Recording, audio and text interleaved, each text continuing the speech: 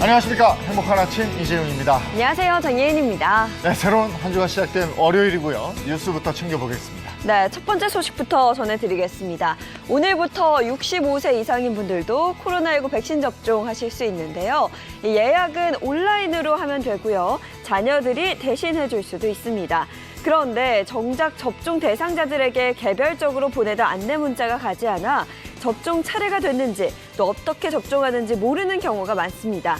이전에 75세 이상 접종 예약의 경우 질병청에서 문자 메시지를 발송했었지만 이번 65세 이상의 경우에는 예약 방식이 바뀌면서 대상자인데도 안내를 받지 못한 경우가 생긴 거죠. 따라서 65세 이상인 분들인 경우 더 신경 써서 챙기셔야겠습니다. 이 접종 예약은 온라인 사이트 누리집이나 질병청 콜센터를 통해 하실 수 있고요. 가까운 동네 1차 의료기관을 통해서도 가능합니다. 네, 코로나19 확산세가 쉽게 잡히지 않고 있는 가운데 곳곳에서 방역 원칙을 지키지 않는 경우가 속출하고 있습니다. 여의도 한강공원에 옹기종기 모여 음식을 먹는가 하면 마스크를 벗거나 귀에 걸친 채로 대화하거나 술을 마시는 시민도 곳곳에 있습니다. 한강공원에서 5인 이상 모임을 갖거나 마스크를 안 쓰면 단속 대상이 되는데요. 하룻밤 새에 적발된 사례만 116건에 이릅니다. 서울 도심 청계천 곳곳에서도 술판이 벌어졌습니다. 대부분 식당과 술집이 문을 닫는 밤 10시 이후 2차를 나온 이들입니다. 청계천에서 음주 등 방역수칙을 어겨 단속된 사례는 3개월 만에 3배 이상 급증했습니다. 서울시 특별단속반은 1차로 계도하고 불응하는 시민에게는 과태료를 물릴 방침입니다. 이 달걀 한 판의 가격이 넉 달째 7,000원 선에서 떨어지지 않고 있습니다. 조류 인플루엔자 발병 때 산란개들을 살처분한 여파가 이어지는 건데요. 텅 빈 양계장이 알을 낳을 수 있는 어미다. 산란개가 가득 차려면 시간이 한참 걸릴 전망입니다. 지난해 AI 때문에 국내 산란닭의 22.6%가 살처분됐습니다. 농장주들은 다시 병아리나 어린 닭을 구해 어미닭으로 키워내야 하는데요. 문제는 이 병아리 가격이 2배나 올랐다는 겁니다. 결국 국내 생산 달걀값이 내리기까지는 꽤 시간이 걸릴 전망입니다. 네, 이어서 코로나19 현황입니다.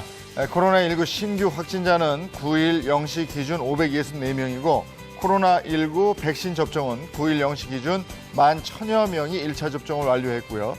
누적 접종 인원은 367만여 명입니다. 2차 접종은 27,000여 명이 접종을 완료했고 누적 접종 인원은 50만여 명입니다. 네, 이어서 오늘 날씨 소식 전해드리겠습니다. 현재 전국의 하늘 표정 대체로 흐린 가운데 서울 등 중서부 지역을 중심으로는 비가 내리고 있는데요. 이 비는 오전 중에 남부 지역으로 확대되겠고요. 경기 북동부와 강원 북부를 제외한 전국 대부분 지역에서 비가 올 것으로 보입니다. 자세한 비의 양 살펴보시면요. 경기 남부와 영서 남부, 충청과 경북 북부에 20에서 60mm, 수도권과 영동 남부, 전북과 경북, 제주도는 5에서 20mm, 또 전남과 경남 내륙은 5mm 미만의 비가 올 것으로 보입니다. 이어서 오늘 기온 보시면 오늘 아침 최저 기온 8도에서 15도, 한낮 최고 기온은 14도에서 24도 선에 머물겠습니다. 비가 내리면서 낮 동안에도 서늘하니까요. 오늘은 외투 하나 또 우산 하나 꼭 챙겨 나가시기 바랍니다. 5월 10일 월요일 행복한 아침 지금 시작합니다.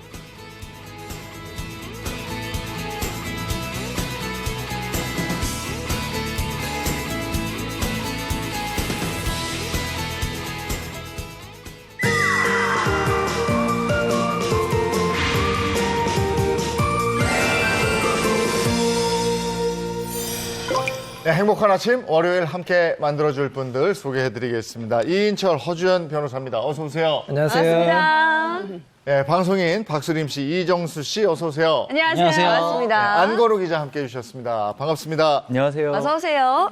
네, 먼저 최근에 있었던 핫 이슈부터 챙겨보도록 하겠습니다. 안건우 기자 전해주시죠. 네, 오늘 좀 훈훈한 소식으로 시작해 오. 보겠습니다. 네, 오랜만이죠. 네. 사진 먼저 준비했거든요. 함께 보시죠. 네. 잠깐만요. 훈훈한 소식이라더니 구급차가 바로 넘어졌는데? 네, 아유. 쓰러진 사고- 구급차에서 기적 같은 게 막 일어나는 네. 거예요. 아, 그랬어. 네, 지난 5월 3일에 네. 오전 11시 50분쯤 의정부시 의정부 성모병원 앞 사거리에서 119 구급차가 승용차와 충돌하면서 구급차가 옆으로 쓰러지는 사고가 발생했습니다. 저 병원 앞 사거리면 응급 환자 싣고 가다가 저렇게 그렇죠, 사고가 난 그렇죠. 겁니까? 네, 구급차 안에는 인근 공사장에서 일하던 인부가 사고를 당해서 이송되는 과정이었다고 해요. 당시 부상자가 70대였는데 사다리차에서 떨어져서 머리를 심하게 다친 아이고, 상황. 아이고. 아이고, 근데 위급한 상황에서 구급차까지 넘어지는 사고가 발생했으니까 당시 상황이 굉장히 급박했을 것 같은데요. 그러니까 부상당한 환자를 이송하던 그 구급차가 구급차가. 교통사고를 또 당했어요. 그럼 구급대원들도 또 다쳤을 거 아니에요. 그러니까 얼마나 웬일이야. 위급한 상황이었겠습니까? 예. 그때 바로 기적 같은 일이 벌어졌습니다. 오. 시민 10여 명이 갑자기 달려들어서 구급차를 일으켜 세우려고 합니다. 야, 이런 거 너무 감동적이지 않아요? 맞아요. 나는 이럴 때마다 대한민국 시민이라는 게 너무 자긍심이 막 생기고, 와. 그래갖고 그 10분이 모여갖고 이 차를 들었습니까? 안타깝게도 이게 2톤이 넘는 구급차였어요. 그래서 세우지는 못했고요. 하지만 이제 구급차 안에 있던 환자가 다칠 수도 있는 상황이었잖아요. 네. 그래서 시민들이 구급차의 뒷문을 열고 환자를 구하기 시작했죠. 근데 환자를 구해냈다니까 다행인데 환자가 지금 위급하다고 그러지 않았었어요? 다행히 구조에 참여했던 한 시민이 구조하다 환자를 봤는데 의식이 없는 상태여서 아주 위중한 상태였던 것 같았다. 그래서 빨리 구조를 했다고 해요. 네네. 그래서 여기서 구하고 나서 또 한 번의 기적이 나타납니다. 뭡니까? 이것도 이제 사진으로 준비를 네. 했거든요. 네. 그렇죠? 바로 이 사진이에요. 야, 이거 지금 같이 직접 옮기는 거죠? 옮기는 거죠? 와, 시민들이 환자를 지금 옮기고 있는 거예요? 네. 구급차에서 빠져나온 환자를 시민들이 119 구급대원들과 함께 다친 대단하다. 상황에서도 들것을 꺼내 들었고 그리고 함께 병원으로 옮긴 겁니다. 네. 시민들이 119 구급대원들에게 손을 보탰는데요. 의식이 없는 환자를 들것으로 옮긴 뒤에 병원으로 함께 달려가기 시작합니다. 아니, 근데 많은 분들이 들었다 해도 이게 무게가 만만치 않았을 당연하죠. 거거든요. 네. 거리가 200m였고요. 심지어 이게 올라가는 길도 있었다고요. 오르막 같이 환자를 들것에 들고 올라갔으니까 얼마나 힘들었겠습니까? 예. 그냥 혼자 걸어도 오르막길은 힘들어요. 근데 들 그러니까. 것을 들고 환자가 또 잘못되면 안 되니까 얼마나 신중하게 또 옮겼을까요? 그렇죠? 맞아요. 너무 대단하네요. 정말 빛나는 시민 의식이었습니다. 네. 다행히 환자는 늦지 않게 병원에 도착을 했고요. 그리고 치료를 받을 수 있었습니다. 병원 관계자는 시민들과 구급대원들이 빨리 구조를 해서 뇌수술은 잘 됐고요. 또 환자도 호전될 것으로 보인다고 이 대응을 아주 다행이에요. 높게 이야기를 네. 했습니다. 야, 그리고 진짜 좋네. 사고를 당한 구급대원들도 진료를 받았는데요. 다행히 크게 다치지는 않은 네. 것으로. 정말. 네. 다행이네요. 다행입니다. 진짜 앞으로는 계속 이런 뉴스만 좀 갖고 오세요. 아니 그런 것도 있잖아요. 꽉 막힌 도로에서 정말 모세의 기적처럼 맞아, 갈라져서 구급차가 쫙 너무 가는 거 멋있어. 가끔 뉴스에 나오잖아요. 네. 바로 그게 지난해 6월에 울산의 한 도로에서 있었습니다. 이것도 제가 준비를 했거든요. 네. 함께 보시죠. 자, 119 구급차가 퇴근 시간에 꽉 막힌 도로에서 꼼짝을 못하고 네. 서 있었습니다. 울산이요? 그런데 갑자기 좋네. 배달의 기수가 등장을 합니다. 어. 배달용 오토바이가 손짓을 하죠. 네, 길 터지기를 비키시라고. 유도하는 겁니다. 이렇게 해서 구급차가 그 사이를 따라서 지나가게 됐습니다. 야, 영화에서 보면 조직범들이 다 출동해가지고 비켜 급해요 이러면 쫙 모세기죠 일어나는 거 맞아요. 봤었는데 야, 멋집니다. 이게 네. 선진 시민의식 아니겠습니까? 맞아요. 이제 퇴근길에 다들 배고프고 짜증날 텐데 네. 저렇게 비켜주고 참 보기 좋았습니다. 이 구급차 안엔 페인트 칠을 하다가 실신한 60대 환자가 타고 있었다고 해요. 이 배달 오토바이 덕분에 무사히 병원으로 옮겨졌다고 합니다. 다행이네요. 당시 구급차를 인도한 오토바이 운전자 2010년에 본인도 사고를 당했었다고 해요. 그래서 그렇군요. 병원으로 환자가 조금 더 빨리 이송됐으면 하는 생각에 적극적으로 도왔다고 합니다. 예. 네, 아니 이런 소식 들으면 그래도 아직 좀 살만한 세상이구나 그렇죠. 라면서 맞아요. 마음이 좀 따뜻해지는데 이와는 반대로 또 구급차 길 막고 막 이런 일 있잖아요. 세상에는 착한 사람만 있는 게 아닙니다. 화나는 사건이 있는데 네. 지난해 이제 6월에 모두의 공분을 일으키는 사건이 있었잖아요. 구급차랑 택시랑 맞아, 접촉사고가 맞아요. 왔는데 이제 막 택시 기사가 막으니까 구급차 기사가 환자가 있다. 제발 좀 병원에 보내달라고 하니까 이 택시 기사가 무슨 얘기냐. 가짜 환자 아니냐. 내가 끝까지 책임지겠다. 그래서 결국에는 제때 환자가 이제 도착하지 못해가지고 환자가 사망하는 안타까운 사건이 있었거든요. 네. 근데 이 택시 기사는 이제 살인죄는 이제 무혐의가 됐고요. 이제 특수폭행죄로 처벌됐는데 앞으로 이런 행동을 할 경우에는 5년 이하의 징역이나 5천만 원 이하의 벌금형이 부과될 수가 있습니다. 구급차가 교통사고가 났을 경우에는 어떻게 돼요? 일반 차하고 저는 뭐 같이 취급을 한다 이런 얘기 들은 적이 있어서. 네, 맞아요. 그동안에는요, 이 긴급 자동차 운전자가 운전을 하다 보면 어쩔 수 없이 이렇게 뭐 과속이나 신호위반 이런 교통 법규를 위반하는 사례가 생길 수밖에 없잖아요. 네네. 근데 이게 일부 허용이 되긴 했는데 이때까지는 세 가지 경우, 앞지르기, 또 끼어들기, 속도 제한 위반 요 경우에만 면책 규정이 적용이 됐고요. 네. 나머지는 일반 자동차 운전자와 똑같이 교통사고 처리 특례법이 적용이 됐어요. 그러다 보니까 뭐 12대 중과실 관련 규정도 다 적용이 되고 운전자 개인의 책임이 되다 보니까 이게 아무래도 적극적인 업무 수행에 좀 위축이 되었던 게 사실입니다. 네. 이번에 5030 속도 제한 규정도 생기고요. 그리고 민식이법 때문에 이제 처벌도 강화되는데 이러면은 구급차 모시는 분들, 운전하시는 분들 부담이 커질 것 같아요. 맞아요. 사실 이제 교통 질서 이런 것도 중요하죠. 근데 생각해 보세요, 여러분. 이제 구급차라든지 경찰차가 신호도 다 지키고 정성 운전하고 그럼 환자를 살릴 수가 있을까요? 어렵겠죠. 세상에서 가장 중요한 거는 사람의 생명 아닙니까? 맞아요. 그렇기 때문에 이제 법이 개정이 돼가지고요. 예외적으로 이제 과속을 하거나 아니면 중앙선 침범하거나 신호 위반을 해도 특별한 사유가 있을 경우에는 형을 감경하거나 면제하는 규정이 이제 신설되고 있습니다. 네. 오늘은 우리가 작은 영웅들의 모습을 봤습니다. 위급한 상황에 달려나와서 생명을 살린 영웅들의 모습 첫 번째 이슈로 봤고요. 두 번째 뭡니까? 네. 지난달 20일 인천의 한 주택에서 있었던 사연입니다. 네. 고등학생 아들과 단둘이 사는 A씨. 여느 때와 다름없이 출근을 하려고 문을 열려고 했는데 네. 그때 이상한 일이 발생했습니다. 뭐요? 바로 문을 열어. 현관문이 안 열려요? 네네. 그럼 도어록이 고장났죠, 뭐. 아니면, 건전지가 다 되면 안 열릴 때 있어요. 맞아, 맞아. 네. 누구나 그렇게 생각을 하죠. 그래서 A씨도 건전지를 가려고 무던히도 노력을 해봤어요. 네. 건전지 바꿔주고 다시 문을 열려고 하는데 그런데? 그래도 문이 안 열리는 거예요. 그래서 결국 열쇠 수리하는 사람을 불렀는데 네. 그 사람에게서 아주 충격적인 말을 듣게 뭐죠? 됐습니다. 야, 이거 도어록의 문제가 아니었군요. 그렇죠. 맞습니다. 문의 문제가 아니라 누군가 문에 순간 접착제를 잘못 발라놨기 때문이었습니다. 현관문에요? 순간 접착제를? 왜요? 네, 현관 문틈에 강력 접착제를 발랐을 뿐만 아니라 문 손잡이와 초인종, 카메라까지 온통 다 접착제 투성이었다고 합니다. 그럼 누군가가 밤사이에 그 A씨와 아들을 그 집에 가둬놨다. 자. 이거잖아요. 생각만 해도 네. 소름 돋는데요? 그러니까요. 이 A씨는 창문을 통해서 결국 집으로 빠져나올 수밖에 없었거든요. 그리고 웬일이야. 현관에 벌어진 상황을 보고 또 경악을 했습니다.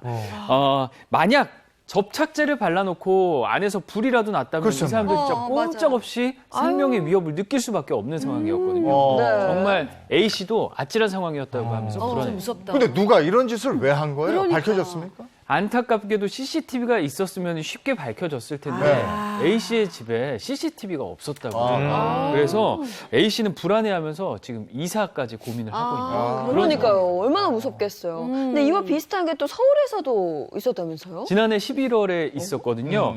직장인 B씨가 퇴근하고 집에 와보니까 네. 초인종과 현관문 잠금 장치에 온통 또 접착제가 발라져 뭐야, 있었죠. 접착제예요? 그지? 야, 이게 안 그래도 그 안에 있을 때 그런 게 아니라 퇴근하고 들어오면서 발견해서 다행이긴 하네요. 네.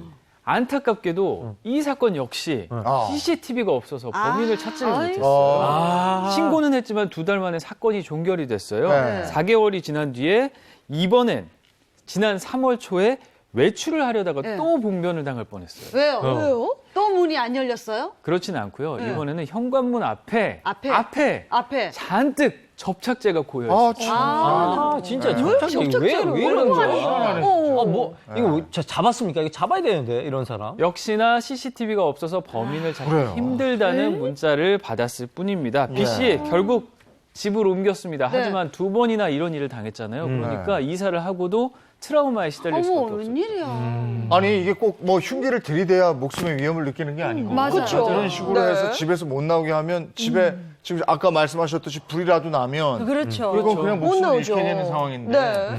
아니 이런 경우 지금 못 잡았다는 하지만 잡으면 이건 처벌은 어떻게 됩니까? 이게 이제 재물 손괴죄가 문제가 될 수 있는데 손괴죄라는 것은 꼭 물건을 이제 부수는 경우뿐만 아니라 원래 용도대로 사용 못하게 하는 경우도 재물 손괴죄가 될 수 있어요. 출입문 같은 경우에는 문을 쉽게 열고 닫는 게 용도 아닙니까? 근데 문을 이제 못 열게 했을 경우에 손괴죄가 될 수 있고, 저를 어렸을 때 이제 순간조작죄 같은 거 이제 많이 사용해봤잖아요. 네. 그 손에 묻으면 이게 안 떨어지잖아요. 맞아요. 다칠 수가 있거든요. 만약에 네. 이 사람이 초인종을 누르거나 뭐 손잡이에 딱 잡았는데 이게 순간조작죄가 손에 다 묻었다. 그럼 다칠 수가 있잖아요. 폭행죄가 될 수 있고 상해죄가 될 수 있어서 중하게 처벌될 수 있다고 생각이 됩니다. 왜 이런 일이 자꾸 일어나는지 모르겠는데 유사한 사건이 또 있었어요. 이 건설회사의 직원이 공사 대금을 받지 못해가지고 아예 이 사람이 아파트 출입문을 용접을 했거든요. 사용을 하지 못하도록. 어머나. 그래서 이 사건도 대법원까지 갔는데 결국 재물손괴에 해당한다는 판결이 나왔고 예. 다행히 집안에 아무도 없었던 빈집이었기 때문에 다른 혐의는 적용이 되지 않았습니다. 예. 근데 아까 A 씨의 경우에는 집에 갇혀 있었잖아요. 맞아요. 그런 경우에는 아예 사람이 움직이지 못하도록 가두어 놓은 그런 네네. 상황이 되기 때문에 형법상 감금죄가 성립될 수 있다 이렇게 볼 수 있고, 만약에 이 죄가 성립이 된다고 하면 5년 이하의 징역이나 700만 원 이하의 벌금에 처해질 수 있습니다. 네. 이 희한한 사건은 인천과 서울에서 일어난 이 사건, 경찰이 계속 조사를 하고 있다니까 범인이 잡혀야 이거 왜 그랬는지를 알아야 그렇죠. 여기 살고 계신 분들이 좀 안심하고 살 거 아니겠습니까? 그럼요. 불안해서 살겠습니까? 그러니까요. 예. 자, 오늘 한 주간 핫 이슈 먼저 점검해 봤고요. 이번엔 사건, 사고를 법의 관점에서 한번 풀어보도록 하겠습니다. 그 법이 알고 싶답.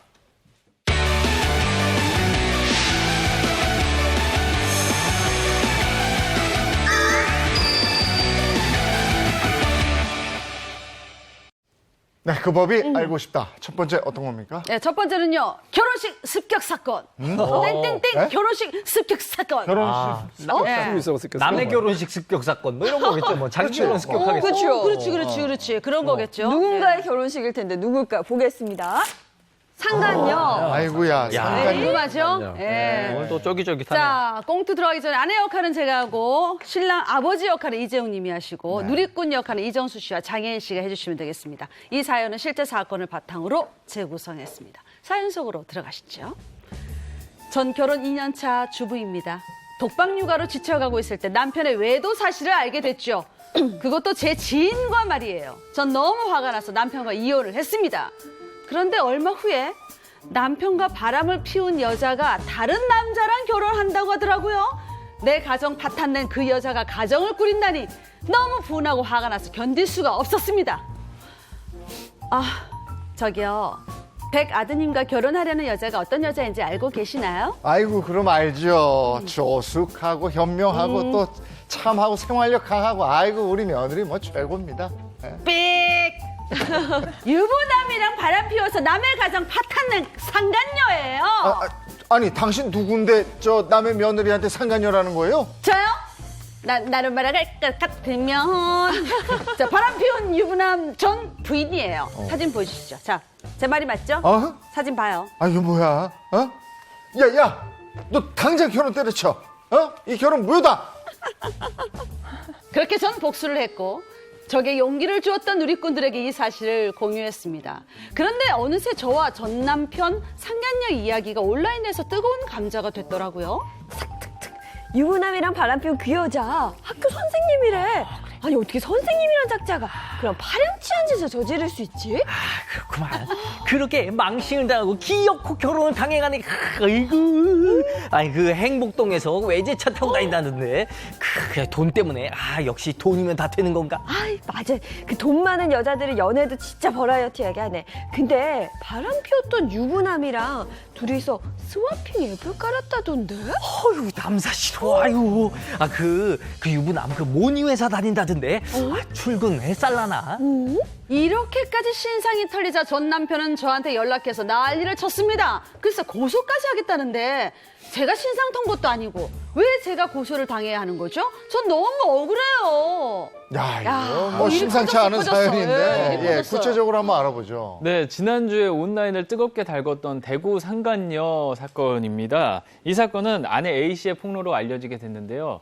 독박 육아를 하고 있던 아내 A씨, 결혼 2년 차, 남편 B씨가 출장을 간다면서 자주 집을 비웠는데요. 알고 보니까 다른 여성, D씨와 바람을 피우는 사이였거든요. 아내는 육아로 시달리는데 그래. 남편은 바람을 폈다. 이건 눈 그냥 뒤집히죠. 그렇죠. 그러니까요. 이 불륜녀가 더군다나 지인이었다는 게 또 문제였어요. 아내가 임신 중일 때 선물까지 줬던 여성이었죠. 이게 또 아는 사람이 그러면 또 화가 또 배가 된단 말이에요. 맞아요. 그래서 이제 화가 난 거 이제 커뮤니티에 글로 올렸군요. 네. 그렇죠. 이 지인 D씨 결국 결혼까지 하게 됐는데요. A씨가 자신의 억울한 심정을 올리면서 D씨 때문에 남편과 이혼하고 괴로운 나날을 보내는데 D씨는 아무렇지 않게 전 남편과 헤어지고 또 다른 남자와 결혼까지 한다니까 이 꽃길을 걷는 게 너무 싫었던 겁니다. 그 전 남편하고 하는 게 아니라 다른 남자랑 또 결혼한다는 거네요? 네네, 그렇죠. 두 사람이 이제 바람을 피워서 남자 이혼을 했는데요. 결국 불륜으로 만난 커플도 헤어지고 여자는 다른 남자와 결혼을 앞두게 된 거죠. A씨 입장에서는 자신을 불행하게 만든 사람, 이 사람이 순탄한 길을 가는 게 너무 싫었던 겁니다. 그래서 복수할 방법을 찾았던 거죠. 그러니까 복수할 방법을 알려주세요 했더니 거기서 막 알려주니까 실현을 한 거죠. 그 여자도 대단하네요.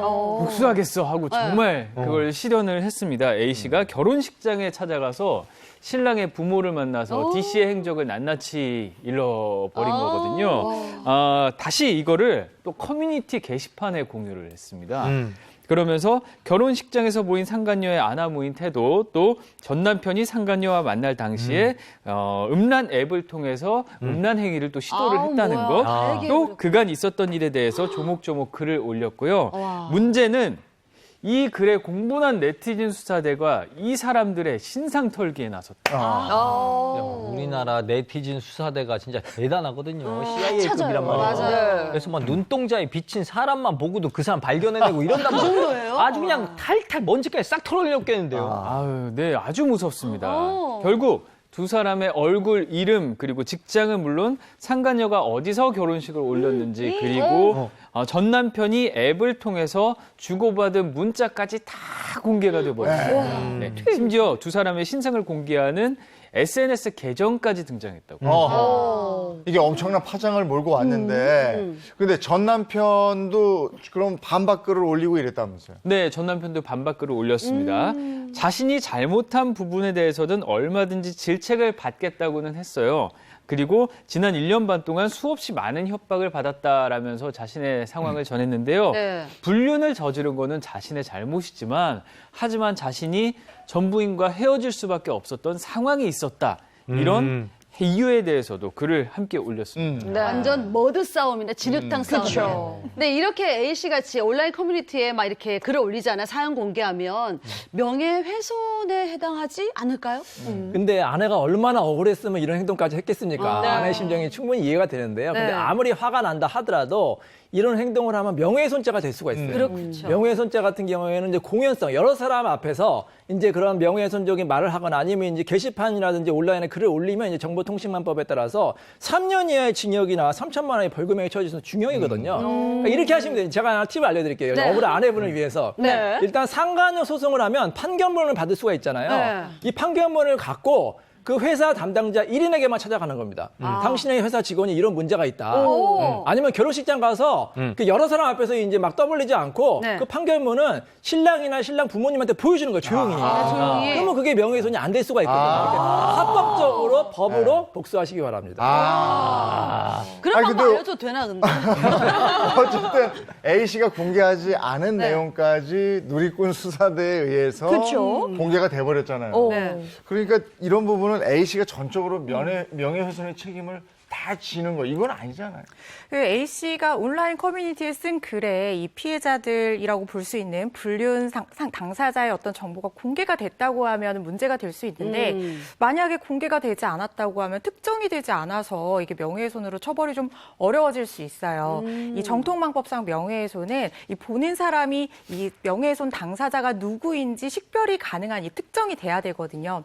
어느 정도 특정이 돼야 되는지에 대해서 이 대법원 판례가 있는데 글이나 영상의 이름이나 얼굴이 공개가 되지 않는다고 하더라도 여러 주변 상황을 종합을 해서 이 사람이 누군지 보는 사람이 알아볼 수 있을 정도가 된다고 하면 특정성을 인정을 해주고 있습니다. 근데 글을 올린 A 씨 그 아내 같은 경우는 전 남편이 누군지 상간녀 누군지 특정하게 이렇게 막 정확하게 쓰진 않았잖아요. 그럼 명예훼손 아닐 것 같은데요? 제가 그 글이 올라왔을 때 최초 게시글을 직접 읽어봤어요. 어땠어요? 근데 원글에서 글쓴이는 이 여자에 대한 정보는 대구 지역 유치원 교사다 이렇게만 얘기를 했고 남자에 대한 정보는 이 지방의 공기업에 다닌다 이렇게만 얘기를 했고 그럼 잘 모르죠. 근데 이 유치원 교사도 많고 어느 지방 공기업 직원인지도 모르기 때문에 이 정도로는 특정이 됐다고 보기 어려운데 이게 네티즌 수사들이 정말 그게 무서운 게 수사대가. 어떻게 알았는지 지금 이 사람들의 신상이 일파만파 공개가 되고 있는 상황인 거잖아요. 네. 근데 이 글쓴이도 추가글과 댓글을 계속 달았다고 하는 거예요. 근데 만약에 추가글이랑 댓글에서 이 사람들의 신상을 알아볼 수 있는 정보를 좀 더 줬다 이런 경우라고 하면 좀 법적으로 문제가 될 수 네. 있습니다. 아니, 그런데 그 네티즌 수사대들이 찾아서 뭔가 이 정보를 계속해서 SNS에 올렸잖아요. 이러면 누리꾼들도 처벌을 받나도 그게 근데 궁금해요. 많은 이제 누리꾼들이 호기심에 아니면 네. 이제 너무 이제 같이 화가 나니까 이제 공부원님 때문에 이제 이런 행동을 하는데 여러분 톡으로도 가끔 이런 기사라든지 이런 이제 내용이 오잖아요. 네. 주의하셔야 됩니다. 왜냐하면 그게 또 내가 재밌다고 다른 친구에게 전달하는 순간 유포자가 돼요. 그래서 명예훼손죄가 될 수 있기 때문에 절대로 유포하지 마시고 네. 그냥 읽고 삭제하시면 됩니다. 처벌 안 받습니다. 읽고 삭제. 근데 이게 상간녀가 결혼식장에 가서 아무리 화가 났지만 그 결혼식 가서 그 만행을 저질렀잖아. 얘기해주고 파탄나게. 맞아요. 그럼 요거는 처벌이 될까요? 그 명예훼손죄가 성립을 하려면 아까 말씀드린 특정성 외에도 이제 전파 가능성이 있어야 돼요. 그런데 딸이 어떻게 보면 이거는 좀 치부일 수 있잖아요. 근데 부모님이 이거를 뭐 동네방네 얘기하고 다닐 전파 가능성은 거의 없다고 봐야 되기 때문에 이런 경우에는 명예훼손죄가 성립하지 않을 가능성이 굉장히 높고 다만 이 말하는 과정에서 주변 여러 사람들이 들을 수 있도록 얘기를 했다거나 뭐 네. 경찰이 출동을 해서 이게 알려졌다. 이런 경우라고 하면 이거는 전파 가능성이 있다고 봐서 책임을 지게 될 수 있고요. 또 예식장 측에서 보면은 이 결혼식이 망쳐진 거잖아요. 그렇죠. 네. 업무 방해를 문제 삼을 수도 있는 사안입니다. 아니, 사연 들으면서 어떻게 이런 일이 있지 싶은데 유사한 사례가 또 있다면서요? 맞아요. 이 남편의 불륜으로 고통받던 아내가 결국 이혼을 했고 상간녀에게 위자료 청구 소송을 해서 위자료를 받았어요. 그래서 혼자 살고 있는데 상간녀가 갑자기 너무 좋은 남자를 만나서 결혼을 한다는 아하, 거예요. 배 아프죠. 자기는 혼자서 고통받으면서 살고 있는데 상간녀가 꽃길을 걷는다고 하니까 눈에 불이 튄 거죠. 네. 그래서 저한테 찾아와서 결혼식장 신부 대기실에 가서 이 여자 상간녀다라고 소리를 지르고 싶고 그리고 심지어 이 판결문 있잖아요. 위자료 소송에서 승소한 판결문을 복사해서 하객들에게 나눠주고 싶다는 거예요. 그래서 이게 처벌 수위가 어떻게 되냐 이렇게 상담을 하러 온 의뢰인이 있었습니다. 그러니까 분하고 뭐 화나고 고통스럽죠. 근데 네. 그렇다고 막 복수하고 싶은 마음 너무 크죠. 네. 그래도 하면 안 된다는 거 아셔야 될 것 같아요. 맞아요. 이렇게 하시게 되면 이거는 뭐 제3자들 다 듣는 데서 어떤 사회적인 평가를 저하시킬 수 있는 사실들을 아예 폭로를 해버리는 거기 때문에 당연히 명예훼손에 해당을 하게 될 아하. 수가 있어요. 네. 요즘에 이제 형법제에서 간통죄가 없어졌잖아요. 네. 그래서 이제 응징할 수 있는 방법이 민사상 위자료 청구가 전부인데 이 불륜으로 인한 어떤 고통받은 사람들 입장에서는 돈이 문제가 아니고요. 내가 겪은 고통을 상대방이 똑같이 겪게 해줬으면 하는 그런 심리적인 요소들이 같이 있는 경우들이 많거든요. 그래서 이 사람을 어떻게 뭐 망신을 주고 폭로를 해서 고통을 받게 하고 응징하고 싶고 복수하고 싶고 이런 분들이 굉장히 늘어나고 있는데요. 자칫 잘못하다가는 명예훼손죄나 모욕죄로 형사 책임을 지게 될 수 있으니까 절대로 이렇게 하시면 안 됩니다. 이 명예훼손죄가 재미있는 게 뭐냐면 여러 사람 앞에서 이제 얘기해야지 명예훼손죄가 되는데 네. 한 사람한테만 얘기해도 명예훼손이 될 수가 있어요. 입이 가벼운 사람 있잖아요. 말이 많은 사람.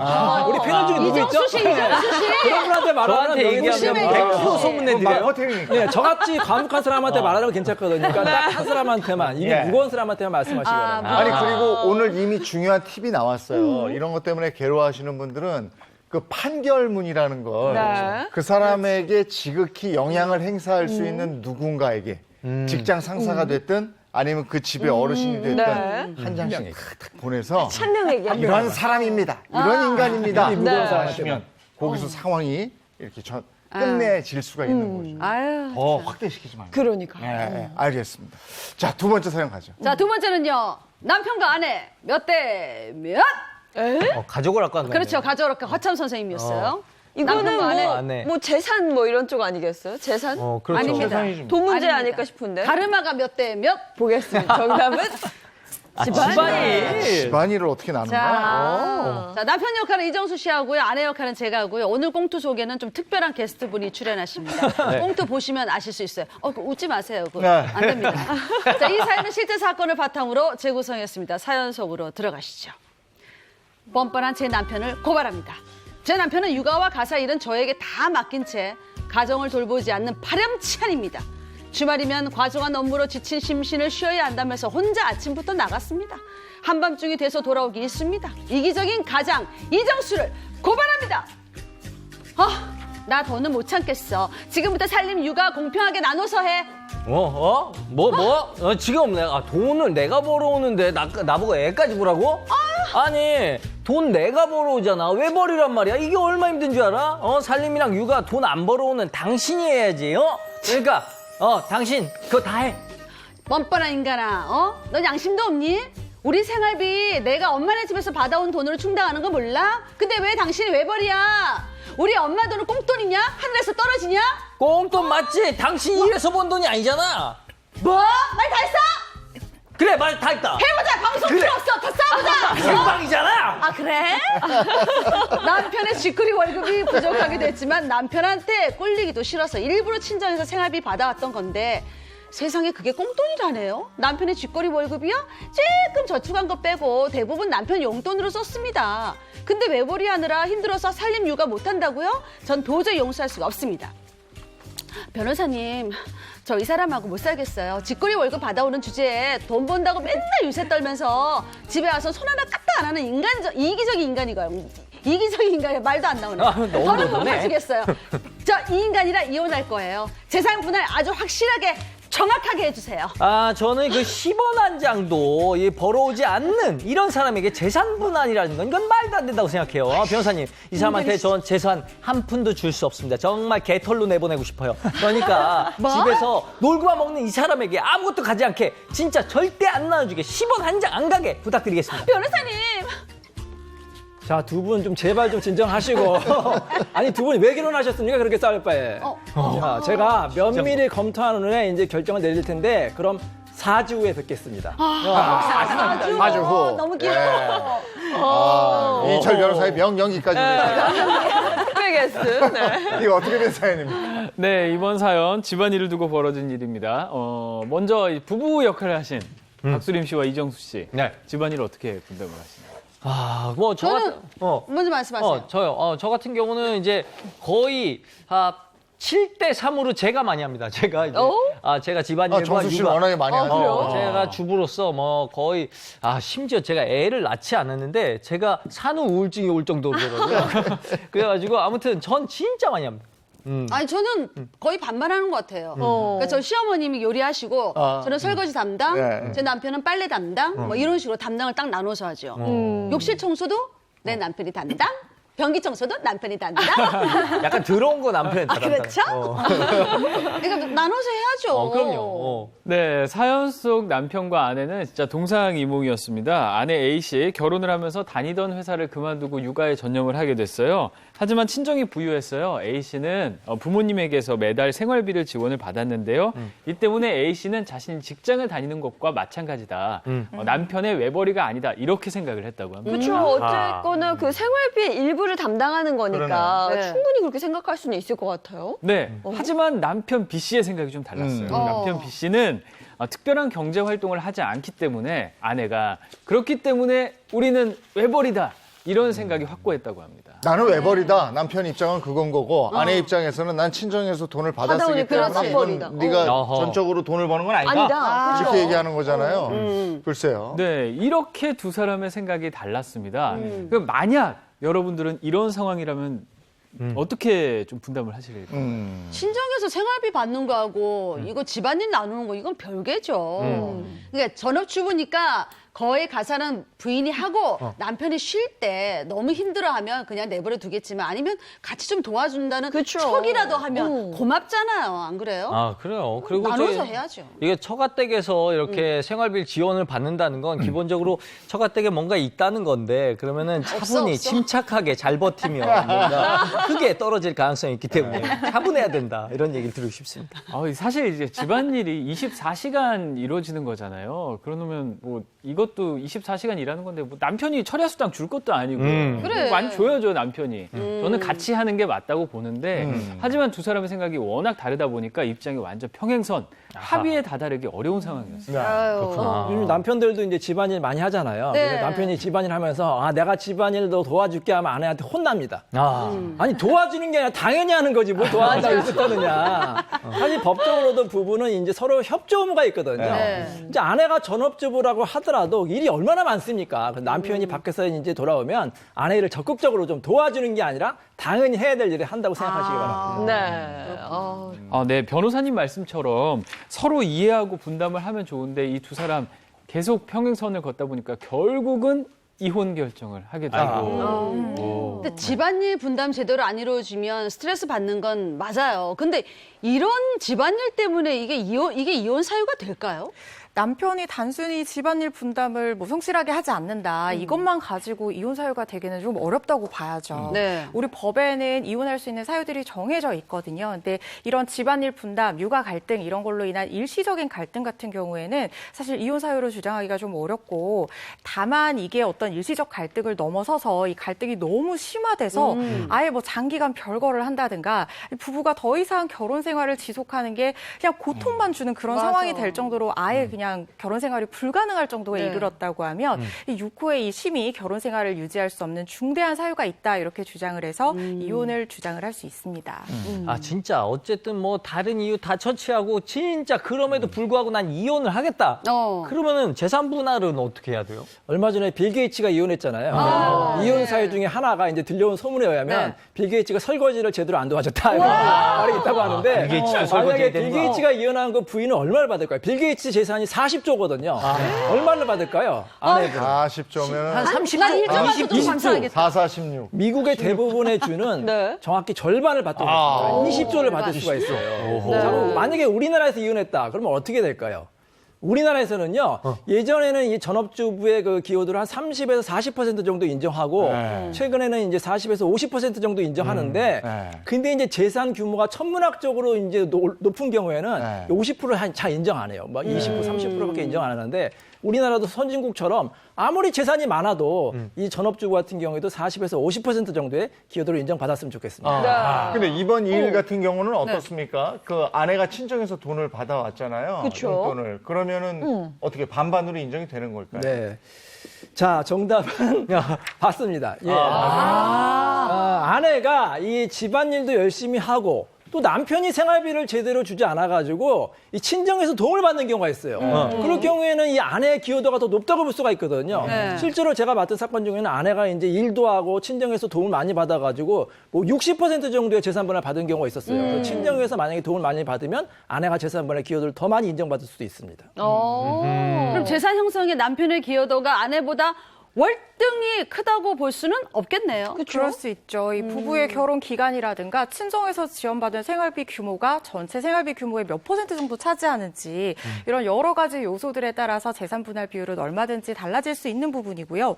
친정에 그런데 이제 중요한 게 친정의 어떤 이런 지원이 재산 그 생활비 형성에 기여를 했다 이렇게 주장을 하려면 결국 법원에 가면 증거 싸움이에요. 근데 현금으로 지원을 받았다 그러면 이 증거가 이렇게 증명하는 것이 굉장히 어렵기 때문에 이 주로 계좌 이체를 좀 받으셔가지고 계좌이체 요 받아야겠어. 거래 내역으로 입증을 할 수 있는 것이 가장 중요한 부분입니다. 네. 역시 사건 계좌. 사고를 네. 법의 관점에서 살펴봤습니다. 잘들 살아야 되겠어요. 두 분 고맙습니다. 고맙습니다.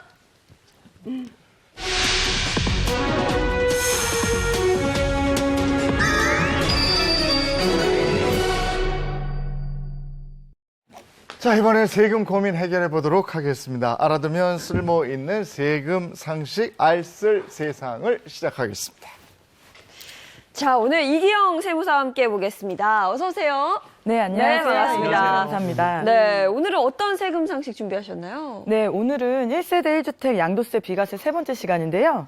이번 시간에는 1세대 2주택 비과세 특례와 관련된 세금 상식에 대해서 말씀드리겠습니다. 네. 이거 세금 이야기도 어떻게 보면 어렵거든요. 근데 꽁투를 통해서 이렇게 보여드리니까 재밌어 하시더라고요, 많은 분들이. 자, 먼저 꽁투 들어가기 전에 골드미스 역할은 제가 하고 골드미스터 역할은 네. 우리 이정수 씨가 하면 되겠습니다. 사연 속으로 들어갑니다. 안녕하세요. 골드미스 박수림이에요. 제가 손맛이 좀 있어서 작은 식당을 운영했는데 이게 대박이 나면서 사업이 승승장구하더라고요. 그래서 돈 버는 재미에 푹 빠져 지내다 이렇게 돈 많은 골드미스가 됐습니다. 하지만 집신도 짝이 있다고 이 나이에 운명의 남자를 만났지요. 수림이. 네. 이거 내가 어떻게 말해야 될지 모르겠는데. 네. 나와 결혼해줘. 어머, 정수 씨. 난 자기처럼 이렇게 센스 있는 남자가 정말 좋더라. 진짜 보석 반지를 줬다면 거절했을 거야. 이제 우리 결혼해요. 그와의 행복한 결혼을 꿈꾸며 결혼을 준비하던 어느 날 예상치 못한 문제가 생겼습니다. 수림이? 자기는 그 골드미스, 나는 골드미스터.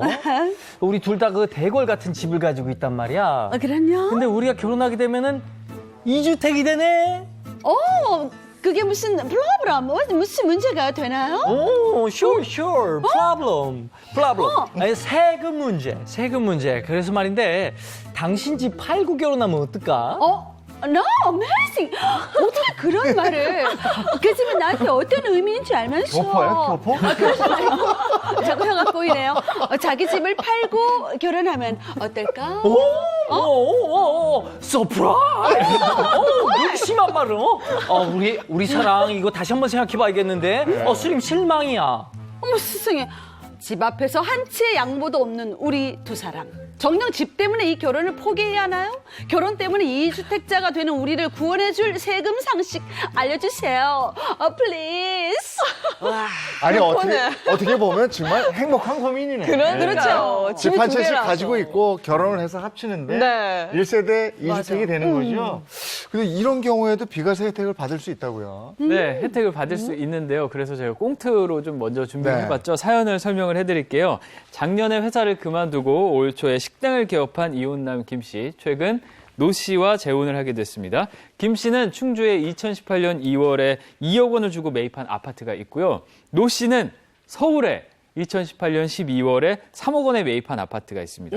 그럼 이 둘이 결혼하면 각각 1가구 2주택이 되는 거잖아요. 그래서 양도세 고민을 했던 거고요. 하지만 두 사람 각각의 아파트에서 거주는 하지 않았다고요. 네. 양도세 비과세 혜택은 1세대 1주택자에 한해서 가능하다고 지난 시간에 말씀을 드렸잖아요. 네네. 그런데 예외적으로 이렇게 1세대 1주택이 아니어도 비과세 혜택을 받으실 수 있는 몇 가지 경우들이 있습니다. 이 중 하나가 바로 앞에서 꽁트를 해주신 이런 결혼으로 인한 1세대 2주택입니다. 그러니까 예외적이지만 기간이 좀 있지 않을까요? 그러니까 네. 일시적으로 결혼으로 인해서 일시적으로 이주택자가 됐을 때 언제까지 비과세 혜택을 받을 수 있어요? 예, 보통 혼인으로 인한 2주택은요. 혼인한 날로부터 5년 내에 먼저 양도하는 주택에 대해서는 양도소득세 비과세 혜택을 받으실 수 있습니다. 5년 내에 한 채를 네, 팔면 그렇습니다. 되는 건데 네. 그럼 어떤 집을 먼저 팔까요? 이거는 사실 좀 여러 가지 상황을 좀 고려해봐야 되는데요. 네. 뭐 우선 다시 한번 정리를 해보면 남성은 2억 원의 주택을 매입을 했고 네. 여성은 3억 원의 주택을 매입을 했습니다. 우선 현재 실거래가가 어떻게 되는지를 알아보는 것도 중요합니다. 맞아요. 차액을 알아봐야 됩니다. 그래서 실거래가를 알아왔습니다. 네.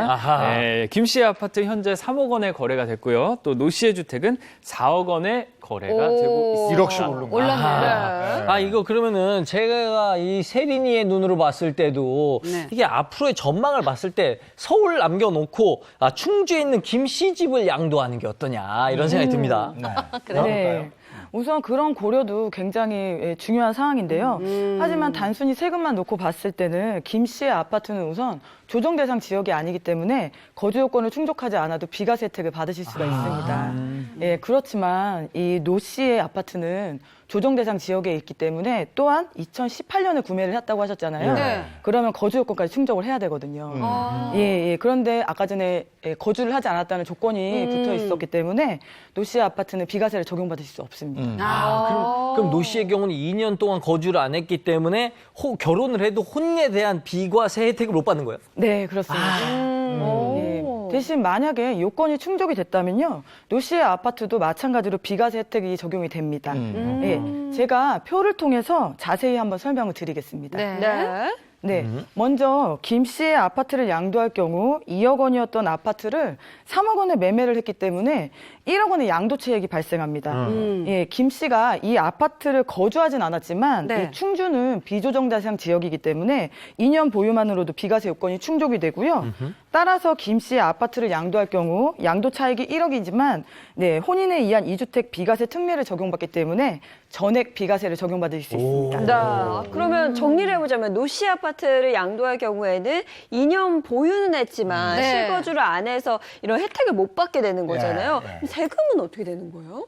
네, 이런 경우에는 이제 노 씨 아파트를 먼저 양도할 경우, 예, 노 씨 역시 1억 원의 양도 차익이 발생을 하잖아요. 예, 양도 차익 1억 원에서 기본 공제 250만 원을 차감한 9,750만 원에 대한 세율의 35% 정도를 적용을 해서 지방소득세를 추가해서 과세를 하게 됩니다.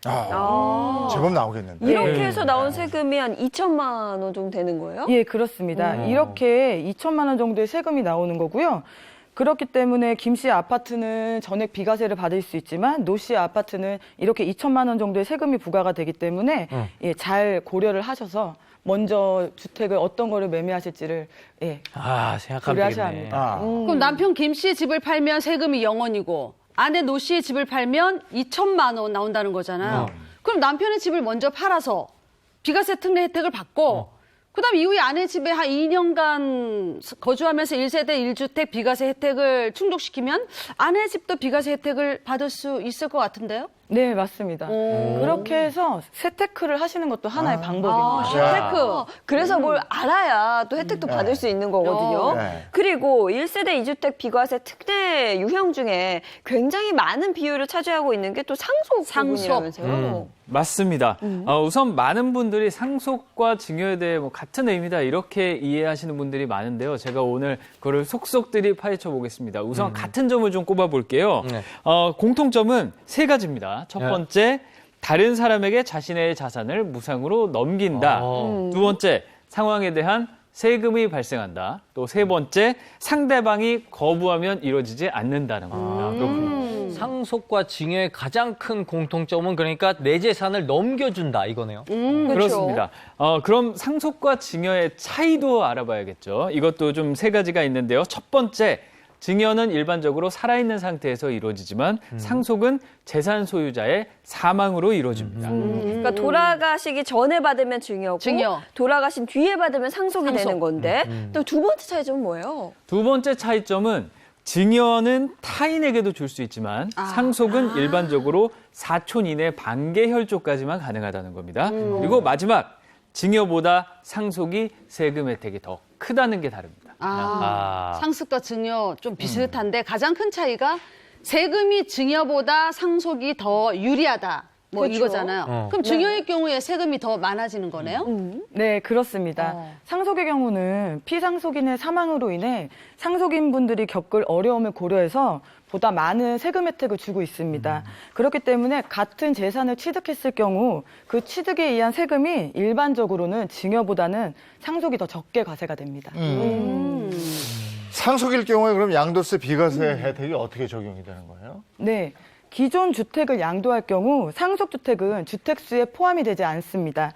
앞에서 언급했듯이 비과세 요건을 충족한다면 기존 주택은 비과세 혜택을 받으실 수 있습니다. 그렇지만 상속주택을 먼저 양도할 경우에는 과세가 됩니다. 그렇구나. 그럼 주택을 보유하고 있는데 상속으로 주택을 받은 경우는 1세대 2주택이 아니라 1주택으로 본다는 거죠? 네, 우선 본인 소유의 주택이 비과세 요건을 충족했다면 상속주택은 주택수에 포함되지 않습니다. 근데 사정상 이게 상속받은 주택을 양도할 경우에 세금은 어떻게 돼요? 예, 그런 경우에도 상속받고 5년 이내 양도할 경우 중과세는 피하실 수 있습니다. 5년이요. 어허. 야, 그러면 상속이 아닌 증여는 어떻게 되나요? 예, 증여는 상속과는 조금 차이가 있습니다. 예, 증여의 경우는 상속으로 인한 취득으로 보는 것이 아니고 일반적인 취득으로 봅니다. 그렇기 때문에 상속으로 인한 2주택 비과세 혜택은 적용받으실 수가 없고요. 다만 신규 주택으로 인한 일시적 2주택 비과세 특례는 고려해 보실 수 있습니다. 그러면 증여로 인해서 일시적으로 2주택이 될 경우에 세금을 조금이라도 피하기 위해서는 어떤 걸 먼저 좀 처리하는 게 좋을까요? 네, 우선 증여의 경우는 앞에도 제가 말씀을 드렸다시피 신규 주택 취득으로 인한 일시적 2주택 적용을 받으실 수 있기 때문입니다. 그렇기 때문에 기존 주택이 비과세 요건을 충족한다면 기존 주택을 양도하시는 것이 굉장히 유리합니다. 네, 알겠습니다. 오늘 일시적인 1세대 2주택 양도세 비과세 혜택에 대해서 알아봤습니다. 고맙습니다. 고맙습니다.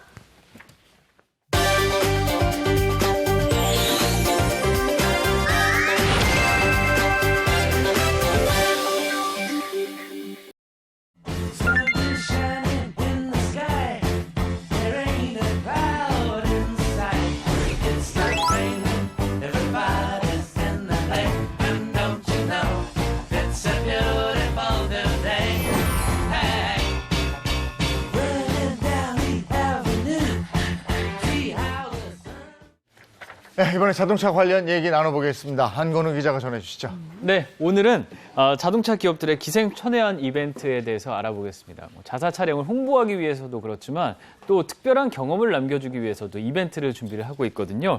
여러분은 좀 자동차 사면서 특별한 경험하신 적 있으세요? 대표적인 이벤트가 그 4월 1일 만우절에 하는 만우절 이벤트 아니에요? 최고죠. 맞아. 최고 이벤트. 뭐 만우절은 모든 기업에게 참 화제가 되는 이벤트입니다. 네. 알면서도 속아주는 게 바로 자동차 회사의 만우절 이벤트인데요. 가장 먼저 자동차 회사들이 온갖 상상력을 동원해서 그럴듯하게 거짓말을 쏟아내는 그런 날이다 보니까 진짜인지 가짜인지 상당히 헷갈리는 경우가 많습니다. 아, 맞습니다. 저도 그 재작년인가 2019년도에 만우절 이벤트였는데 이 진짜인 줄 알았잖아요. 깜짝 이벤트 하는데. 바로 이 사진 때문에 속으신 분들이 많았습니다. 네, 사진. 맞아요. 저 네. 사진 기억나요. 네. 정말 속았죠? 저도 이 사진 보고 이거 진짜 나오는 건가 싶었거든요. 국내 자동차 기업 H사에서 만우절 이벤트로 선보인 차량입니다. 하지만 새롭게 구축한 브랜드 이때 한창 뭐 나오던 상황이었거든요. 그래서 진짜로 출시되는 거 아니냐 이런 얘기들도 나왔었죠. 네, 너무 그럴듯하니까 새로운 모델 홍보 카탈로그 사진인가 했어요. 아직 세상에 없는 차죠. 그렇지, 그렇지. 네, 저도 이렇게 뚜껑 열리는 차가 국내에서 처음으로 나오는가 싶었는데 실망스럽지만 H사의 만우절 이벤트였습니다. 네. 그런가 하면 일본 T사에서는 호주의 새로운 밴을 선보였다고 해요. 이것도 제가 사진 준비했거든요. 네. 사진 보시죠. 뭐야? 뭐지? 아, 배? 배로 밴인데 오픈카네. 오픈카라고요? 네. 가지고 싶다. 12인승이 오픈카라고. 가지고 싶다, 가지고 싶다. 그것 말고 멋있다. 좀 더 특별한 게 네. 있어요. 사진을 자세히 보시면 있습니다. 뭐예요? 뒤에 뭐예요, 저게? 저게? 뒤에 뭐 달려있는 것 뒤에 같은데? 뭔가 진열돼 있는 것 같은데요? 저게 뭐지? 역시 장애인 아나운서 눈썰미가 좋으십니다. 지난 2019년에 T사가 호주에서 새로운 하이 에이스 밴이라는 모델을 소개했는데요. 일명 네. 뚜껑이 열리는 밴입니다. 12개의 시트가 아주 긴 차량에 있고요. 또 예인 씨가 발견한 이거 바로 차에 빌트인이 된 오븐입니다. 야, 주방 인테리어에서 빌트인 뭐 냉장고 이런 건 있지만 차에서 게다가 오븐을 빌트인했다는 거예요? 오븐이 달려 있어요? 네, 여러 사람이 여행하다가 뭐 배가 고프면은 여기서 오븐으로 피자도 해 먹고 그러라는 얘기입니다. 네. 네, 굉장히 신박한 내용이고요. 이렇게 음식과 함께 무언가 기업이 추구하는 방향까지 담아낸다면 상당히 효과적인 홍보 수단이 되지 않을까 싶은데요. 네, 물론 만우절 이벤트긴 했죠, 방금 거는. 하지만 이제 음식과 함께 실제로 이런 걸 하는 브랜드가 있었습니다. 네, 독일의 M사가 일본에서 라면을 팔았던 적이 있어요. 네? 아니 고급 세단을 판매하는 자동차에서 라면을 팔았다는 게 좀 아닌 것 같은데 코스 요리 이런 거 해야 되는 거 아니에요? 그러니까. 그런 데서는? M사에서 라면을 판매한 이유가 있었습니다. 바로 박소림 씨가 말씀하셨듯이 이 M사는 상당히 고급 이미지잖아요. 그래서 사람들이 쇼룸에 들어가기도 되게 부담스러워하는 그런 이미지가 있었는데 그 이미지를 탈피하고자 이런 이벤트를 준비를 했다고 합니다. 야, 비싼 차 파는 곳에서 약간 이 서민적인 음식을 판다는 게, 이게 신선하네요. 그래서 이 이색적이다. 이벤트는 성공했습니까? 네. 괜찮은 반응을 얻었습니다. 12월 한 달 동안만 매장에서 먹을 수 있는 특제 라면을 만들어서 팔았거든요. 이 이벤트를 통해서 젊은이들도 부담 없이 이 매장에 들어서 라면도 먹고 차도 구경을 했다고 합니다. 한 그릇에 12,500원, 라면 치고 조금 비싸긴 한데 12,500원짜리 라면을 먹고 또 M사의 차량과 친숙해질 수 있는 기회도 얻는 좋은 마케팅이었다고 합니다. 네, 그런가 하면 차와 처음 만나는 날을 의미 있게 만들어주는 이벤트도 있다고요? 맞아. 저도 그랬겠지만 모두 새 차 구매하셨을 때 경험 있으세요? 아유, 그럼요. 저는 이제 개그맨 딱 되고 나서 저희 아버지가 중고차를 딱 사줬단 말이에요. 500만 원 주고. 근데 제가 빵 떴단 말이에요. 그래갖고 새 차로 바로 딱 갈아탔을 때. 본인 차였어요? 본인 차? 제 차. 게다가 고급차. 우리 집 이 족보상 제일 높은 차. 가장 고급차. 저는 97년도에 저희 부모님이 식당 하셨는데 새벽 시장을 난 버스로 이동하고 그러셔서 너무 안타까워서 그때 제가 차를 하나 중형차를 쫙 보내서 식당 앞에 차가 도착하니까 이거 우리 차 아니에요. 저 우리 차 없어요. 아버님 차입니다. 그 감격스러운 감동. 모습이 너무 지금도 울컥해요. 네, 저도 차 처음 샀을 때 어른 말고 어른이 됐다는 생각이 들었어요. 내가 어른이구나 이런 생각이 들어서 막 사고 안 나게 해달라고 차 앞에서 절하고 그랬던 기억나네요. 맞아. 저도 집에 들어갔다가 주차장에 차 잘 있나 한번 내려와서 또 맞아요. 끊고 또 올라갔다 또 또 보죠. 내려오고 이거 한 석 달쯤 했던 것 같습니다. 네. 이렇게 생애 첫 차를 맞이하는 날 정말 소중한 순간인데요. 그래서 이런 이벤트, 차량 인도 세리머니 이벤트를 선보인 또 기업이 있습니다. 혹시 첫 차를 만나러 가는 길 모시러 옵니까? 진짜 모시러 옵니다. 그래요? 네, H사의 고급 세단 라인업을 구매한 고객은요, 리무진으로 이 H사에서 진짜로 데리러 옵니다. 호텔 같은 전시장으로 또 가요. 야, 내 차를 만나러 가는 그 순간이 얼마나 설렐까요? 게다가 리무진 타고 가면 굉장히 떨릴 텐데, 그럼 내 차 어디 있습니까? 여기서 또 차주만을 위한 쇼가 펼쳐집니다. 또 있어요? 고객이 구매한 차량이 턴테이블 위에 올라가서 멋지게 등장을 하고요. 또 전담 큐레이터가 나와서 차량의 주요 기능을 설명하고 기기와 차량을 점검하는 퍼포먼스까지 선보입니다. 그거구나. 백화점에서 VVIP를 위해서 따로 쇼룸 만들어가지고 그들만을 위한 패션쇼 열어주는 그런 약간 그런 느낌인 것 같은데요. 바로 그거죠. 그래서 고객의 감성도 올리고 브랜드의 이미지도 올리고 일석이조의 효과를 얻는 거죠. 고객 1인을 위한 360도 차량 감상은 물론이고요. 모니터를 통해서 내 차의 기능을 꼼꼼히 살펴볼 수도 있고요. 또 이 과정이 끝나면 차량 인도 과정을 또 세리머니로 준비를 해서 이걸 사진으로 다 담아요. 멋지다. 그래서 그걸 포토북으로 고객에게 또 증정을 한다고 합니다. 내 차와의 첫 만남이 사진으로 남는 건데 계속 다시 볼 수도 있고요. 네, H사가 바로 추구하는 게 이거였던 것 같아요. 차량 인도 이벤트를 통해서 고객이 브랜드를 체험하고 또 다시 올 수 있는 그런 소중한 기억을 담아가는 거. 그걸 의도했던 것 같습니다. 대중적인 이벤트부터 시작해서 차량을 구입하는 사람에 딱 맞춘 이벤트까지. 야, 이벤트도 참 대단하군요. 알고 보니까 더 재밌는 것 같아요. 글쎄. 이런 이색 이벤트가 있는 줄 몰랐는데 앞으로 또 어떤 이벤트가 열릴지 기대가 됩니다. 그 라면 먹는 거 처음엔 저는요. 네. 이렇게 우리 차를 타면 라면 국물이 안 흐릅니다. 뭐 이런 건지 알았어요. 근데 매장에서 진동이 없다 이런 거. 저도 그렇게 생각을 했거든요. 네. 이거를 브랜드 이미지 제고로 활용할 줄은 몰랐습니다. 멋집니다. 참 다양하네요. 네. 자동차의 진화도 놀랍지만 이런 서비스의 진화도 참 놀랍습니다. 네. 오늘 고맙습니다. 고맙습니다.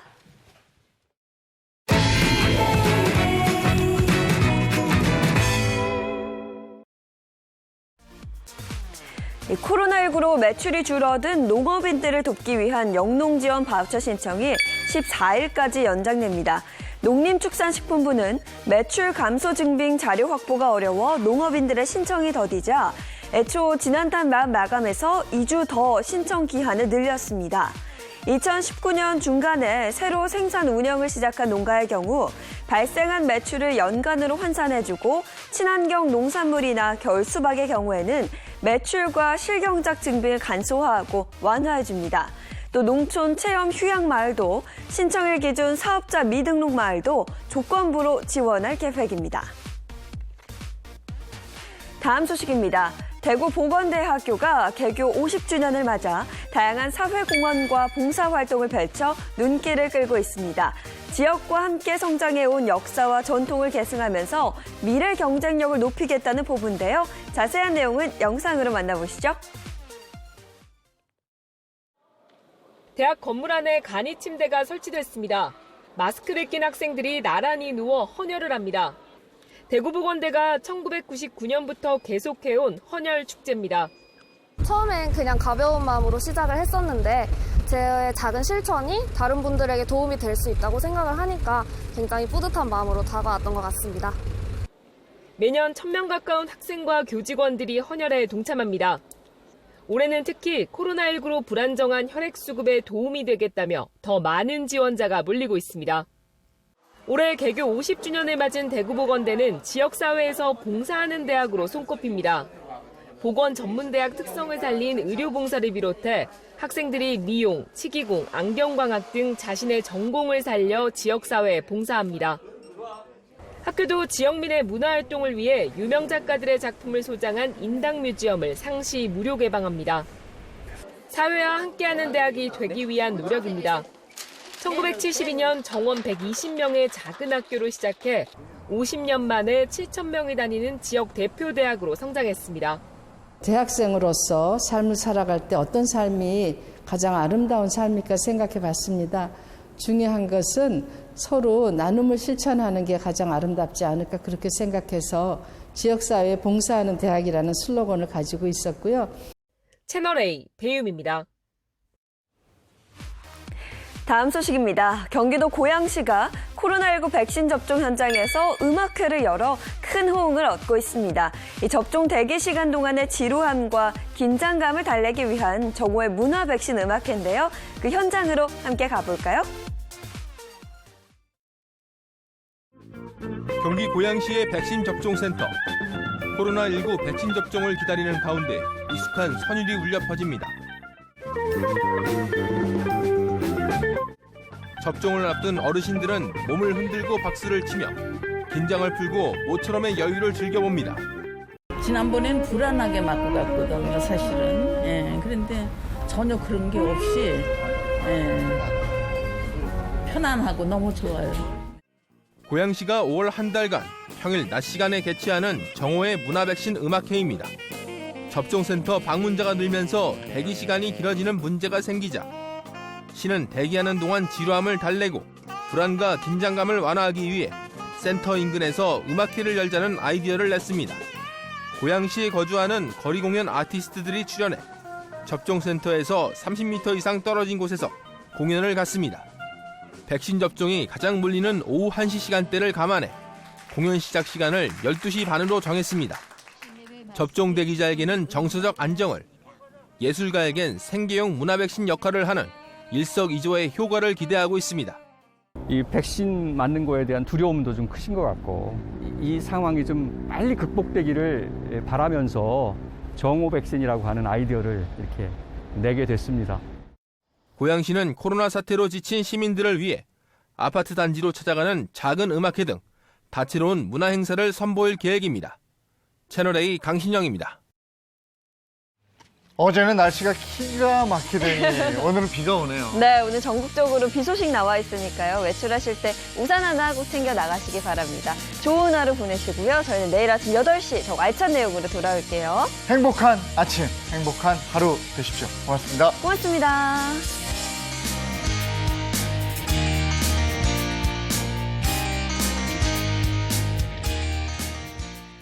채널A